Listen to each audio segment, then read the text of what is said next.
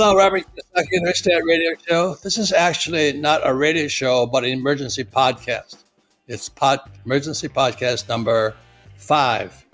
And I wish we weren't doing these podcasts, but I think we have to do them because, a lot of people have no idea what's going on. So this is going to be more in depth of what's going on.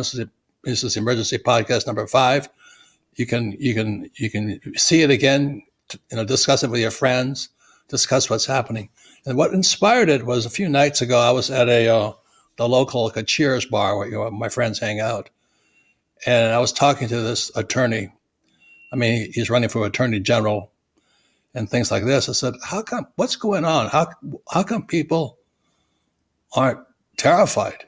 And he looked at me and says, because people don't care. He says, people don't care. They think tomorrow will be like yesterday. And the second thing that happened, this woman asked me, she says, I see your podcast. And she was asking me some questions. And then I asked her a question and said, where is your money? What bank is it being held in? And she froze. Why? Is the bank not safe? I said, well, I don't know unless you tell me. And she just froze. And I think just question her because she's hearing about the bank runs, but she has not an idea what's going on. So this emergency podcast number 5 is for Andy Scheckman, dear short time frame. We just met. We're like brothers. We share the same philosophy. He goes more into depth. And by the way, he's one of the biggest gold and silver dealers in the world. I'm not recommending gold and silver. I just want to let you know that Andy does sell it. I buy from him. So with that said, we're going to go into what does this all mean? The first question is we all heard about Silicon Valley went down. Then we heard Credit Suisse went down. Those are big banks. But there was also the crash of the crypto with Sam Bankman-Fried. And I'm old enough to remember the savings and loan crash. And there's no savings and loan today. They're gone. And people just sort of, once the panic's over, they forget about it. So this is why this is emergency podcast number 5. We're going into more depth about it. And the question is, where is your money? How safe is it? And what should you be doing? So Andy, welcome to the program. Good seeing your smiling face again.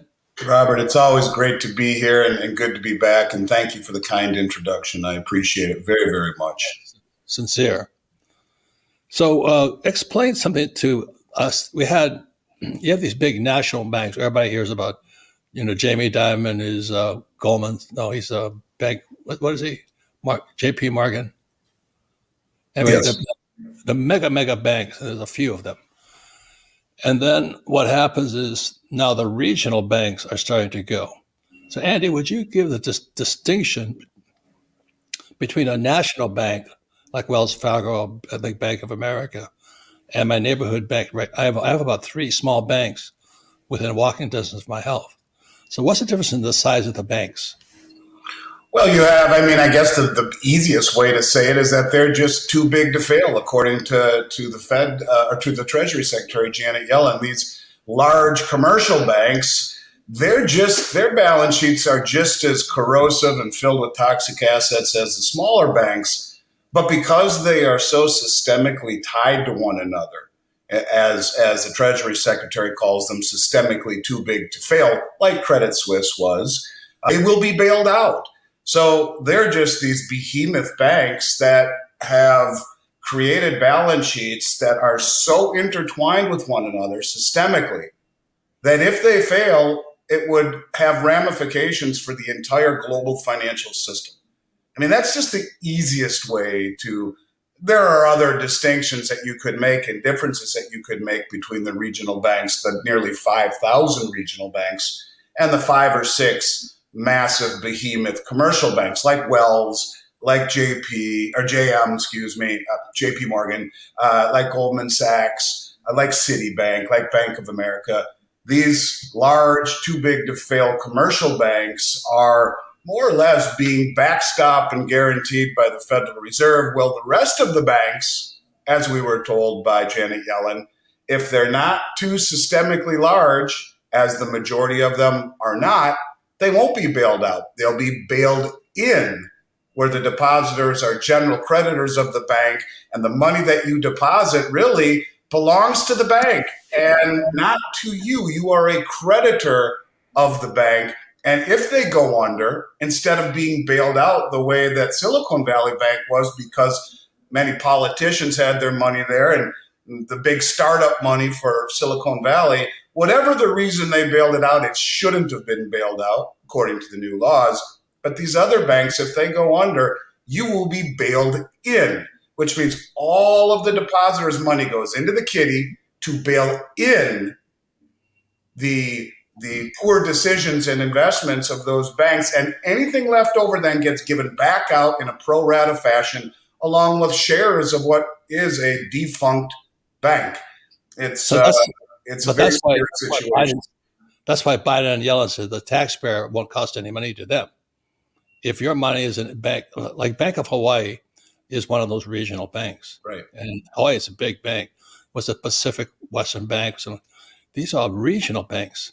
So if your money is in there, that means your savings then goes to bail out the bank, not the taxpayer. Am I correct on that? That's exactly correct. That is exactly correct. You bail in instead of bail out. It's what happened in Cyprus. It's more or less the exact same thing that would happen in bankruptcy proceedings, where the money is used instead of making certain people whole, the money is used to make everyone whole in a pro rata fashion. And so people deposit their money in the bank. They think it belongs to them. It's there when you need it. But really, that's not the case.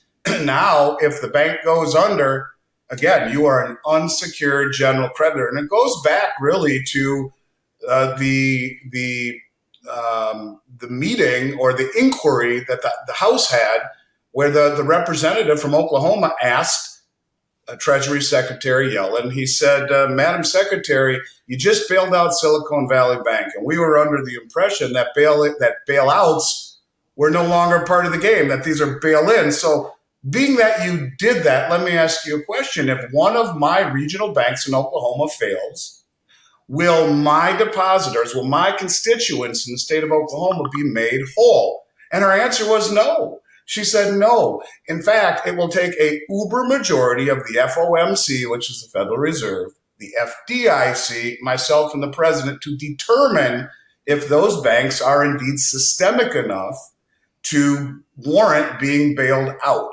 And really that lit a fuse under the regional banks, and that's where the story begins. And I think this is part and parcel with why we've seen so much money leave the regional banks and move towards the safety of the too big to fail banks. Now, there are other reasons which we'll get into, namely the reverse repo market, the money market accounts. Wait. We're going too far. Okay. So what that means, if you're living in Podunk, wherever you are, and you have $500,000, your business is attached to the bank. Your payroll's in there, you have employees, you have their savings and all this, and you have $500,000 in cash in there. If Bank XYZ, regional bank, crashes, what happens to your $500,000? Well, we're supposedly told that $250,000 of it is covered by FDIC, which certainly is something I want to talk about. But the other $250,000 would go into the kitty. So in theory, you get your $250,000 insured by FDIC. The other $250,000 then goes into, in essence, bankruptcy proceeding, where it is used to bail in the inequities of the bank. Hopefully there's something left over, and anything that is left over goes out in a pro rata fashion to all of the people who then bailed in the bank. Right. There's something else that happens when a regional bank, like Bank of Hawaii, and I have one cross something bank here, when they go out, that means the company can't make payroll and things like this. Of course. Is that what it means? Absolutely. Your business accounts are treated no differently than your personal accounts. And this is something that's really very scary, especially when you realize, Robert, that the regional banks represent 70% of all the small business loans in the United States.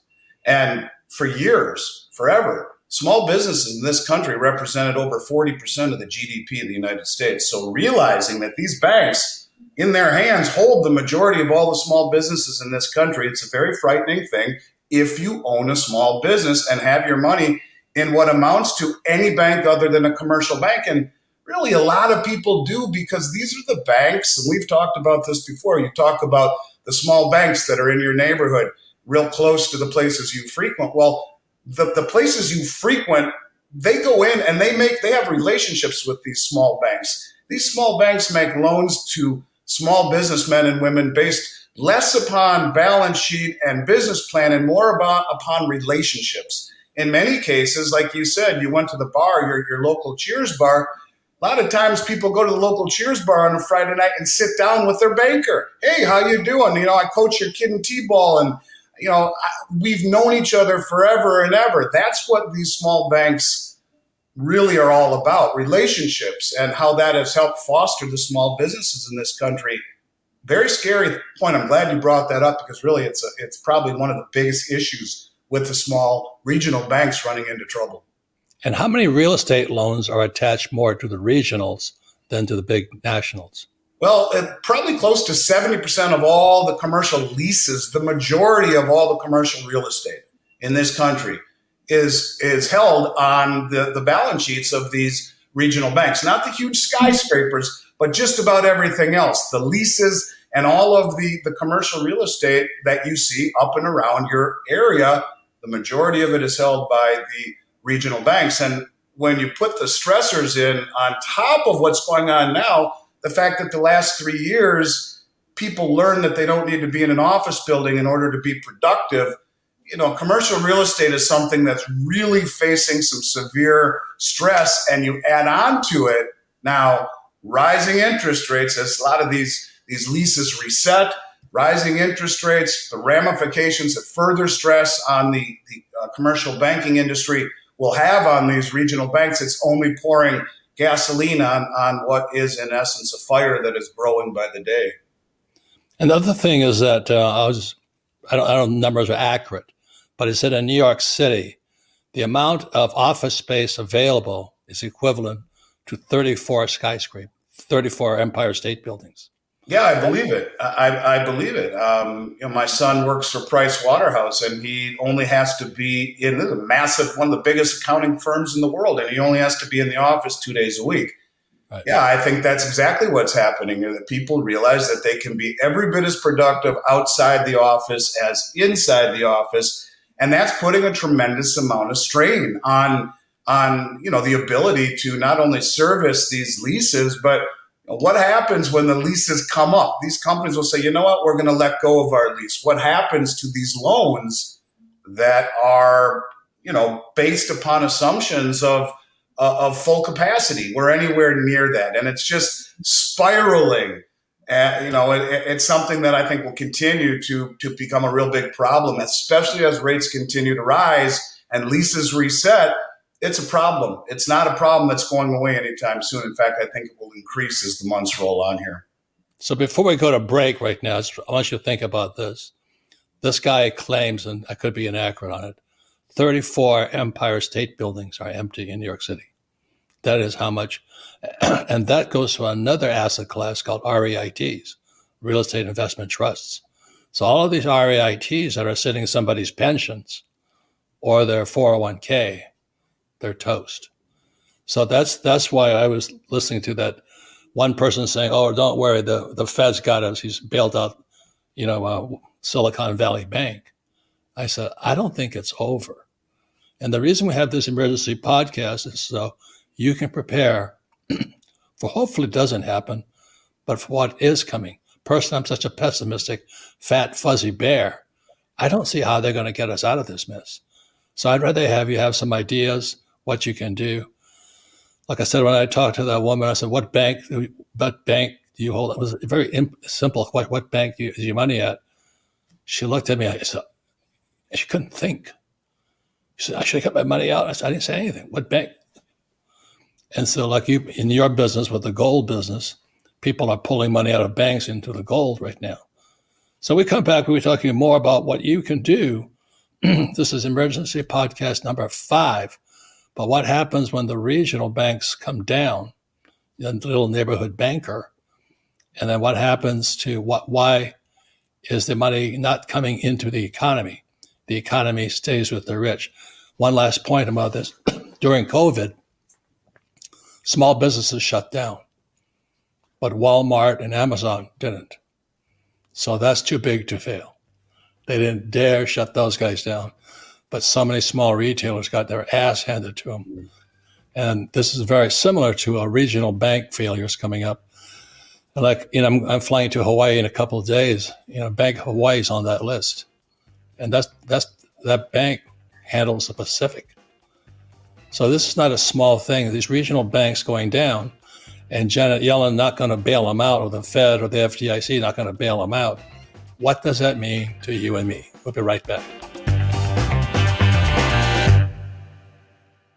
Robert already warned us, 2023 is going to be the year of lost wealth. After all, Goldman Sachs predicts you'll see zero returns from stocks for the rest of 2023. And investors like you have already made a record number of emergency hardship withdrawals from their 401ks. Now, a stunning survey reveals that over half the Americans making six figures are living paycheck to paycheck, combined with tens of thousands of layoffs in just the last few weeks. It becomes clear that a financial storm is brewing and nobody is safe. But if you think brilliant investors like Robert are letting their money waste away in a 60-40 portfolio, think again. For years, Robert and other experts have been investing millions into low correlation assets that can still climb when the stock market flatlines. And according to a recent Citibank report, of the major asset classes, the lowest correlation belongs to art. That's right. Contemporary art prices have outpaced the S&P 500's total return over the last 26 years by 131%. Now you can enter this market without needing millions, thanks to Masterworks, our longtime partner. Their platform lets you invest in shares of paintings by icons like Picasso and Banksy. Every single one of Masterworks' 12 exits to date have delivered positive returns to their investors, with their last two sales returning 10 and 35% net. In fact, just since our last episode, Masterworks sold another offering, handing back a 15.4% net profit after just 36 days. No wonder over 680,000 users have invested more than $500 million on Masterworks. Offerings have sold out in minutes, but Rich Dad listeners can skip the waitlist by going to masterworks.art/richdad. That's masterworks.art/richdad. See important disclosures at masterworks.com/CD. If you're concerned about high inflation, looming recession, a stock market correction, or out of control spending in Washington, this is an important message to hear. Because the fact is, during every major crisis in U.S. history, many of those who failed to prepare watched their savings, investments, or retirement funds go down, while many with the foresight to own gold helped preserve their purchasing power. Gold even made some folks richer. Now we're facing several major crises at once, and experts say we may soon face even more economic trouble. So please don't wait. Learn the simple way you can diversify with gold and put yourself on the road to financial peace of mind, even in uncertain times. The new free 2023 Gold Guide from our friends at Gold Alliance can show you how. Just visit www.freegoldguide.com/Robert or call 1-800-473-4585. Republican Governor and conservative commentator Mike Huckabee says Gold Alliance is the only gold provider he recommends to his friends and family. Find out why and visit freegoldguide.com/Robert or call now at 1-800-473-4585. Feeling powerless over current events and your financial future? Financial freedom is your freedom. Robert Kiyosaki is the best-selling author of Rich Dad, Poor Dad. Over 40 million people have taken Robert's advice. Now it's your turn. Attend Robert's free virtual wealth building event. Claim your free access now at richdadfree.com. Don't wait, access is limited. Go to richdadfree.com. That's richdadfree.com. Welcome back, Robert Kiyosaki, the Rich Dad Radio Show. This is not a radio show. This is emergency podcast number 5, because the economy is changing at high speed. Special guest and special friend is Andy Schechtman. And we're talking about, what are you going to do? I hear so many people saying, well, what's the Fed going to do? What's Janet Yellen, Secretary of Treasury, going to do? The issue right now is, what are you going to do? And as you know, there's two Americas today, those with money and those without. and the number without are a lot. But those with money, like a friend of mine just sold his business. I think he put almost $1 billion in his pocket.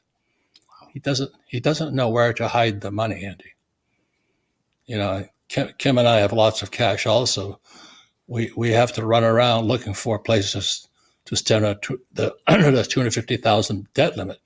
And then there's the masses of people with nothing. And if a regional bank goes down, the bank on your corner goes down, that real estate's no good. Employees get fired and all this. So the ripple effect or the dominoes start to fall. And so that's why I have Andy Schechtman here. And before we go any further, please tell us what Miles Franklin does. Give you a commercial message here.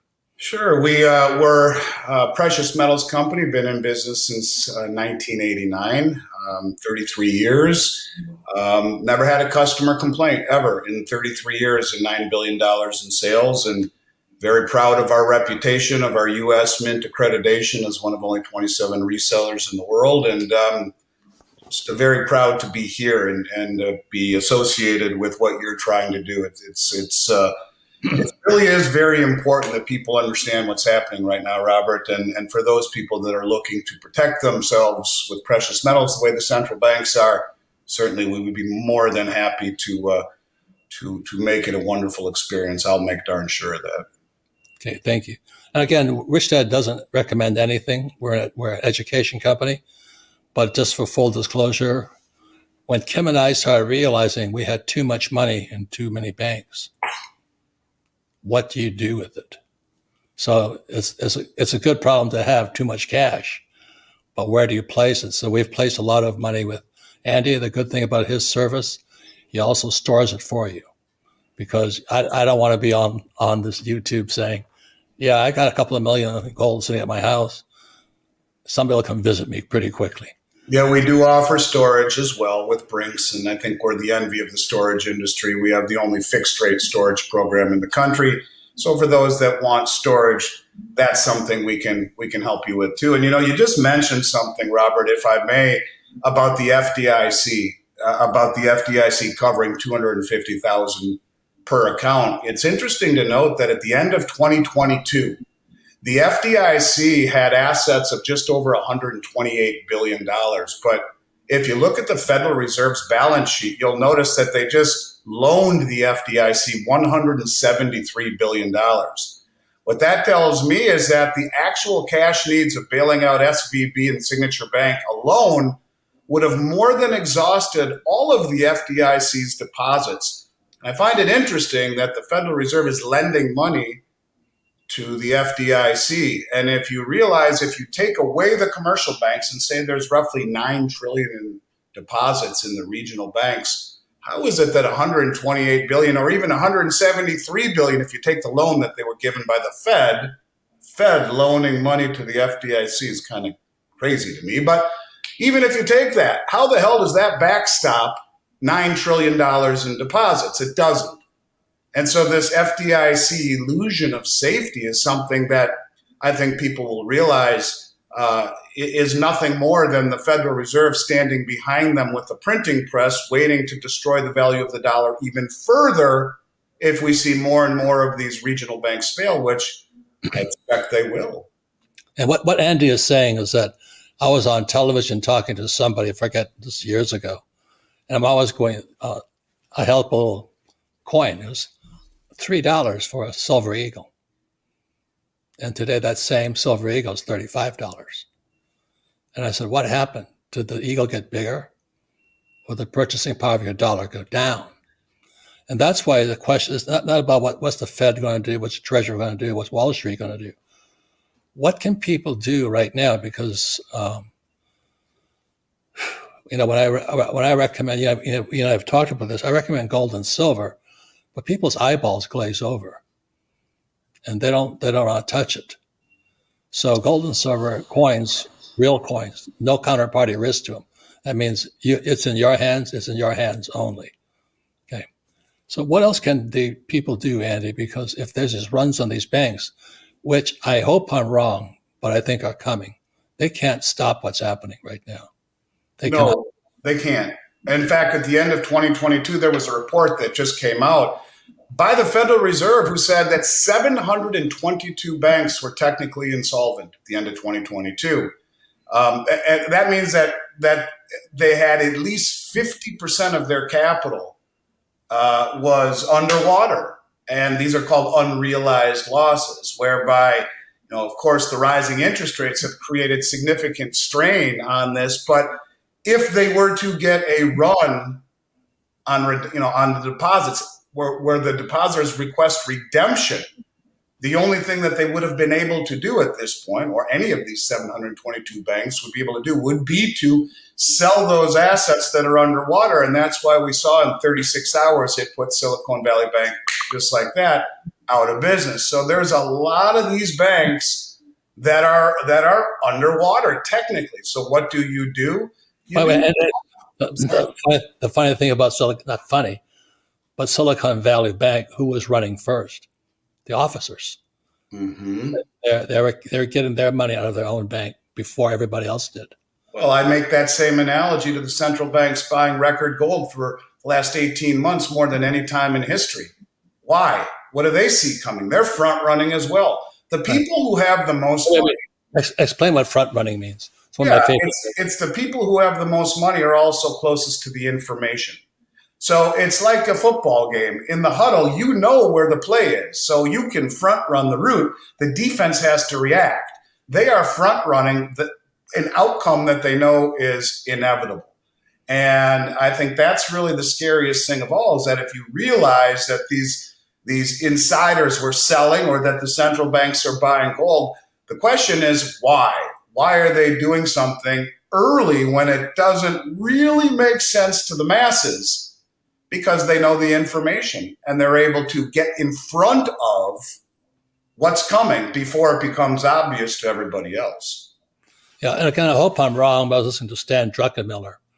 There's one smart dude. Boy, is he a smart dude. And he was talking about how we're right now, a 30-foot tidal wave is hitting us now. We're in it. But what he also said is the tsunami is coming. Mm-hmm. So right now we're panicking and all this stuff, but we still have time. But the tsunami is coming. I guess I hope I'm wrong. Yeah, I hope you're wrong too. Unfortunately, I don't think you are. And what a lot of these people are doing, you ask what can be done if not to buy metals.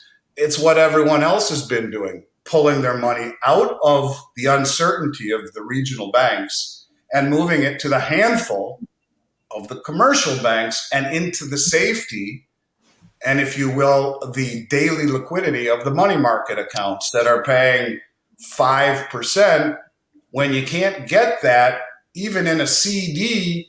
The highest rate CD you get might come close to that, but you're locked in for a year in a regional bank that we are told will not be bailed out if they fail.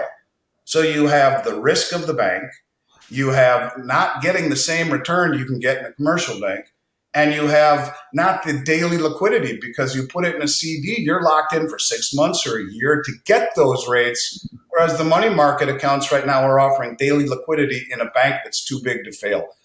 It's scary because these are the banks that have massive derivative positions. JP Morgan has over 50 trillion in derivatives. These are the banks everyone ran away from into the regional banks because the perception was that they were much safer, and we always thought they were until we find out they're not. I just can't believe this is going on. So what else can people do? Do you know what I mean? Like, you can hold it in cash. Like Jim Record says, buy antique art, masters paintings, anything that'll hold its value. But if you have very little money, what can you do? Do you have any ideas for them? Short of buying gold and silver, Robert, and tangibles, assets, if you look at the wealthy own assets. It's not massive bank accounts as much as it is assets that feed you and liabilities that eat you. I guess what can people do? They can get out of variable rate debt first and foremost. As rates rise, that variable rate debt increases. You can buy silver as often as you can, even if it's just a few ounces at a time. You want to get out of the way. And I keep, ever since you introduced me to Buckminster Fuller, And the one comment that you made that really continues to go through my head over and over and over and over again, as someone who's loved baseball my whole life and thinking of standing in a batter's box against Randy Johnson wearing a blindfold. You can't get out of the way of what you don't see coming, is what he said.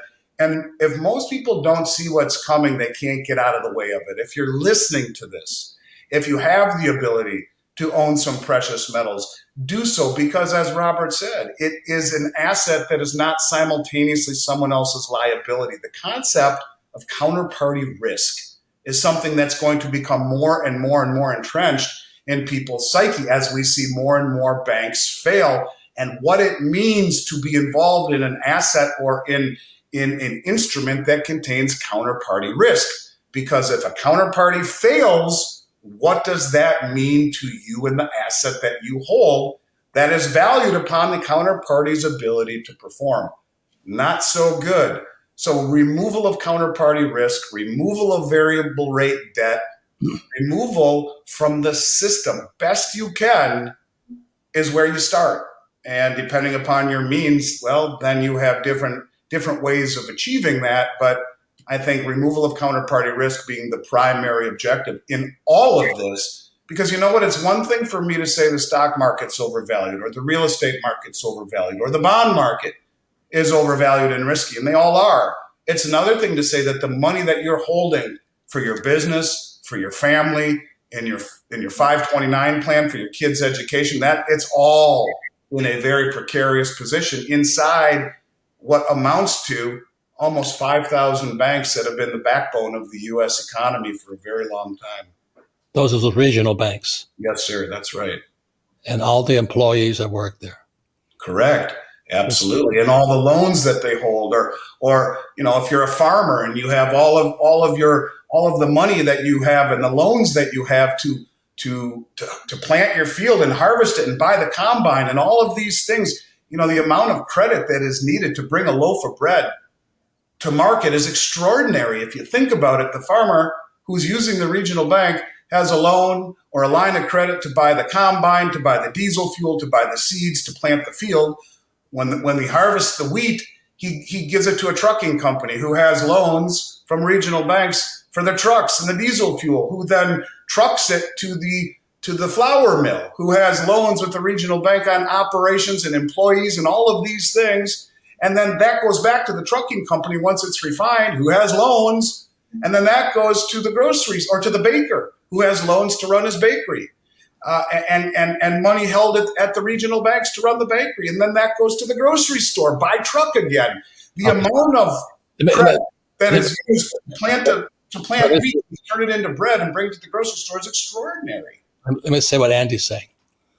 What he's saying is a regional bank in your area goes down. Your town goes down with it. Yeah. Because there's no more credit going into the market. And when that happens, it goes to depression. And that's what we're sitting on the edge of now, not a recession, but a possible Great Depression. And that's my concern. I have a final question, which always confused me. Oh, by the way, George Gammon had a flash crash emergency also. I couldn't believe the chart he was showing us, but I'm not back and look at it. I just looked at it before I came in here. But the other thing too is people say buy short-term treasuries or T-bills. And I don't like anything that's printed, as you know. I want to see, touch, and feel it. So would buying short-term treasuries protect you at all in this? Well, it's interesting you say that. And I saw your tweet the other day, and I found your tweet to be very timely, where you showed how the rate on the 1-year note spiked. Why would that be? On the 1 month note, rather. Why would that be where the 1 month note is paying over 5%? Because what that's saying is that if you're getting that high and it spiked that high, what that's telling you is that there's a good deal of concern that the federal government defaults here in about a month, in June 1st. And that would coincide almost exactly with the last Treasury auction, where people aren't going to get their money. Now, what we're talking about here is not a real default, but it's called a technical default, whereby, and if you look at the credit default swaps on the Treasury market, they've gone way up, meaning the people who are buying insurance on this happening, the price is going way up. And so is the rate on the 1 month treasury. Because what it's basically saying is, okay, you can buy this treasury. Normally the rate would be much lower, but because it shot so far up, that means people are very concerned that we see a technical default. The difference between a technical default and an outright default means all hell breaks loose, that we just default on everything, right? Here's your reset. A technical default means, okay, well, they're not going to pay you things on time. Maybe a month down the road, they get their act in order. The Republicans and Democrats can agree on a balanced budget, on a raising the debt ceiling, rather. We haven't had a balanced budget in 25 years. So let's just say they agree to raise the debt ceiling again, which was a joke. And then they resume paying their commitments. But what that's basically saying is that we're going to jack up the rate on the 1 month to entice you to take the risk of buying that bond and maybe not getting your payment in June, because we just had the last Treasury auction a few days ago. You may not get your payment in June if there's a technical default. Now, they have the printing press. They can always print more. But this impasse on the debt ceiling is something where you could experience, and the traders are more or less, when you look at the credit default swaps, they're saying we're going to see a technical default. They're going to shut things down for a period of time. And what does that mean to the coupon that you're supposed to get back on the 1 month treasury? So you're right. This is for the very first time. People have to be very concerned about what does that mean for the treasuries that you hold if the government shuts down, if the debt ceiling isn't raised. And I'd like to just make one other point about the debt ceiling. Last time they raised the debt ceiling, it was Janet Yellen said we have to take extraordinary measures to do so. And it was very hard to find what those extraordinary measures were. I found it in a Yahoo Finance article after doing a tremendous amount of digging.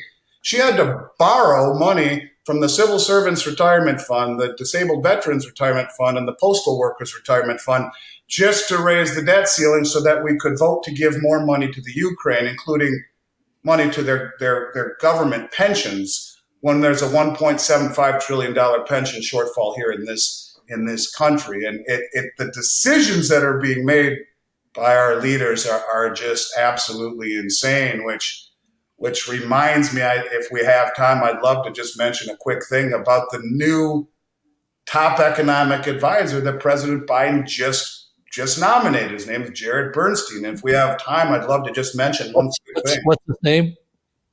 Jared Bernstein. And he was just nominated as Biden's top economic advisor. Now, there was another inquiry that was just made not too long ago where one of the representatives was asking, I believe it's the head of either the CFTC or I think it was Gary Gensler, actually, who was being questioned. And he said, do you realize, Mr. Gensler, that the gentleman that President Biden just nominated as his top economic advisor wrote a report in 2014 called The King Dollar No More. In it, he advocates that the United States must actively take steps to remove the U.S. dollar as the global reserve currency. And Biden just nominated him as a top economic advisor. When you look at the foolhardy, stupid things that we keep doing, boy, it sure makes sense that this guy would be the top economic advisor if indeed you wanted to find all sorts of decisions over the last few years to relinquish the dollar as the world reserve currency. And this is what we've been talking about on several of the other podcasts we've done. Boy, you just hired the right guy. And I think people need to buckle up. Things are not going to get smoother and better anytime soon with people like this running the show. Now, the problem is getting bigger, too.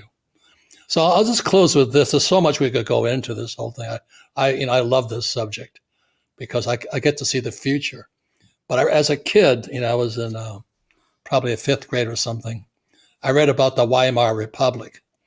And the Weimar Republic, was Germany lost World War I. And so France, England, and America punished Germany. Says, you have to pay us your money. So the Weimar Republic, which was Germany, went broke. And so they didn't have any money. So they printed and printed and printed and printed and printed. And there's pictures all over the world of wheelbarrows full of money. And what you've been saying a number of times, Andy, is my question is this. Some of the people listening right now say, oh, that'll never happen. But is it possible that people will be driving wheelbarrows pretty soon full of cash that has been devalued because they print too much money? Well, I don't know that it'll be because they print too much money. I think that will certainly have a profound effect on the value of the dollar. But as we've talked about before, this growing cohesion around the world of countries joining together against the Western hegemony.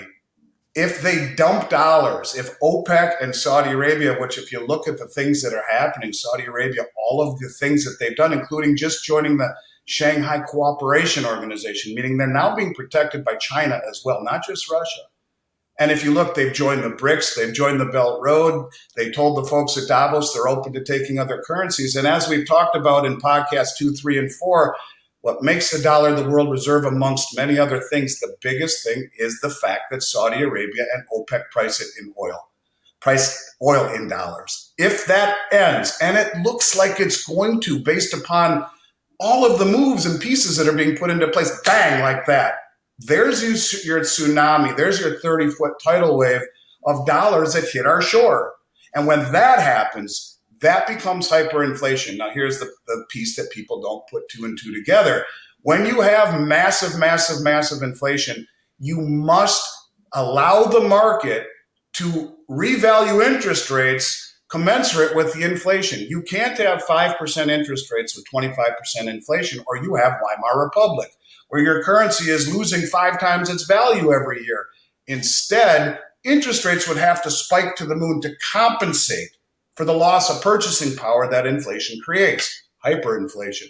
And when that happens, that's when you see wheelbarrows worth of dollars being used to buy a McDonald's hamburger, and you go in to see if there are any hamburgers, and you come out and the cash is laying on the ground and the wheelbarrow was stolen.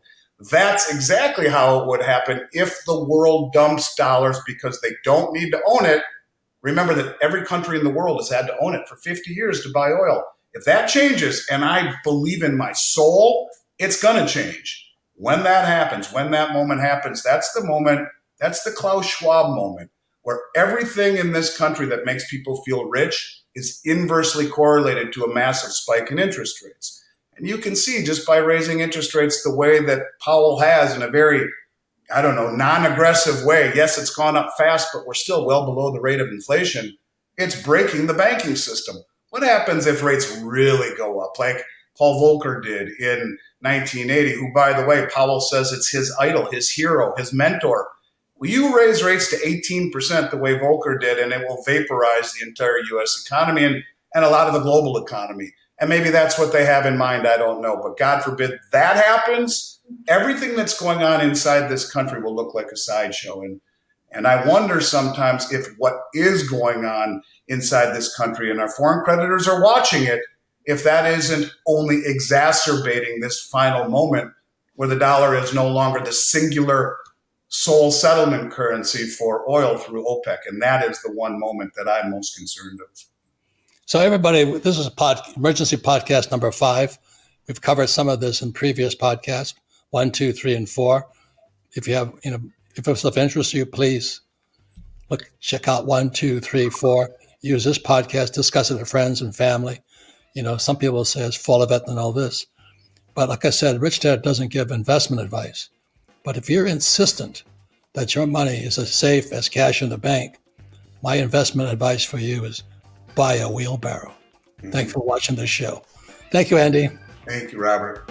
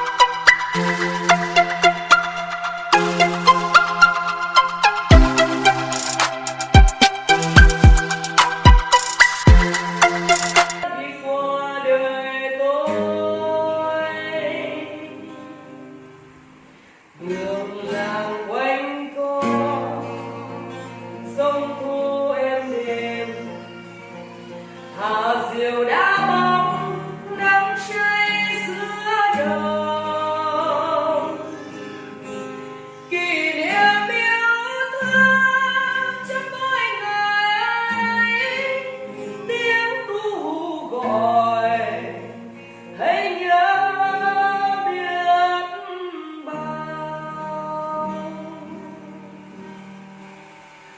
Tôi xa quê bao năm tháng qua, nhưng trong trái tim không bao giờ xa.